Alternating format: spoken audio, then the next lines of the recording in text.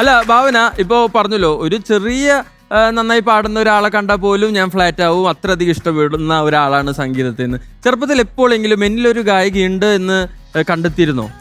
ഞാൻ പാട്ട് പഠിക്കാൻ പോയിട്ടൊക്കെ ഉണ്ട്.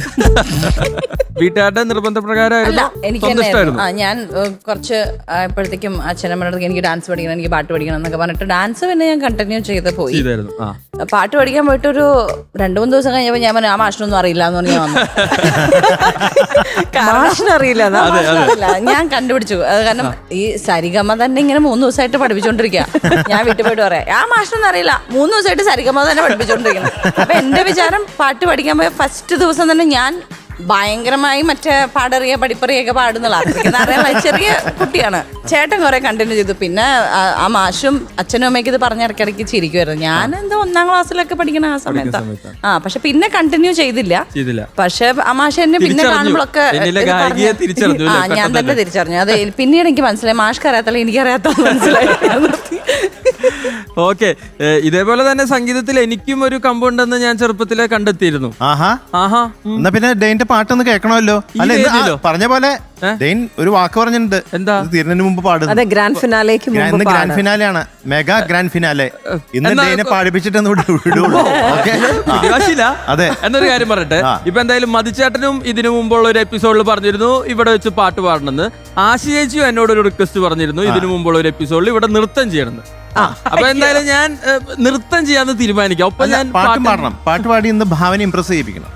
അല്ല, പാട്ടിൽ നൃത്തം ചെയ്താലും പോരെ അല്ലേ ഡെയിൻ? അല്ല, ഓൾറെഡി ഞങ്ങൾ ഹണ്ട് എന്ന് പറഞ്ഞ സിനിമയിൽ അഭിനയിച്ചപ്പോ എന്റെ അഭിനയം കണ്ട് ഇംപ്രസ്ഡ് ആയതാണ് ഭാവന. അല്ലേ ഭാവന?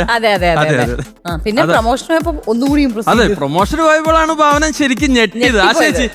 ആശേച്ചി ശരിക്കും പറഞ്ഞു കഴിഞ്ഞാൽ ഇവിടെ ഞാൻ കൂടുതലായിട്ട് ഇംപ്രസ് ചെയ്യാൻ നോക്കുന്നത് ആശേച്ചിയുടെ ഫാമിലിനാണ്. ഞങ്ങൾ തമ്മിൽ ഒരു ഫാമിലി കണക്ഷൻ ഉണ്ട് ഭാവന. അത് ഇതിനു മുമ്പ് എപ്പിസോഡുകളിലൊക്കെ കണ്ടു കഴിഞ്ഞിട്ടുണ്ടെങ്കിൽ അതെന്താണ് കണക്ഷൻ? ചേച്ചി പോയി പോയി പോയി പോയി എന്റെ വീട്ടിലേക്ക് വരാനുള്ള ഒരു ശ്രമം നടക്കുന്നുണ്ട് ഇവിടെ. എന്നിത്തിരി കൂടും. മെഗാ ഗ്രാൻഡ് ഫിനാലെയാണ്. എന്ന് ആശ കാണുന്ന അറിയാൻ പറ്റില്ലല്ലോ. അതെ, ഈ കോസ്റ്റ്യൂം ഇട്ട് വന്നത് പോലും ആശേച്ചിയുടെ ഫാമിലി ഇംപ്രസ് ചെയ്യിപ്പിക്കാൻ വേണ്ടിയിട്ടാണ്. എൻഗേജ്മെന്റിന് ഇതായിരിക്കും കോസ്റ്റ്യൂം എന്നുള്ള രീതിയിൽ ഈ MW ഒക്കെ എടുത്ത് മാറ്റും. അതിന് പകരം BMW.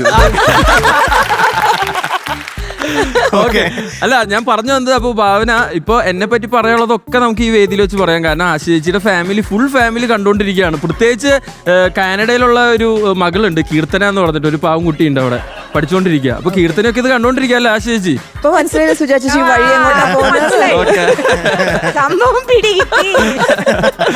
ഓക്കെ. അപ്പൊ എന്തായാലും ആശേച്ചി നമ്മുടെ ഫാമിലി കാര്യങ്ങളൊക്കെ നമുക്ക് ഷോർട്ട് പുറത്ത് വെച്ച് സംസാരിക്കാം. മനം നിറയെ പൊന്നോണ കാഴ്ചകളുമായി ഫ്ലവേഴ്സ്.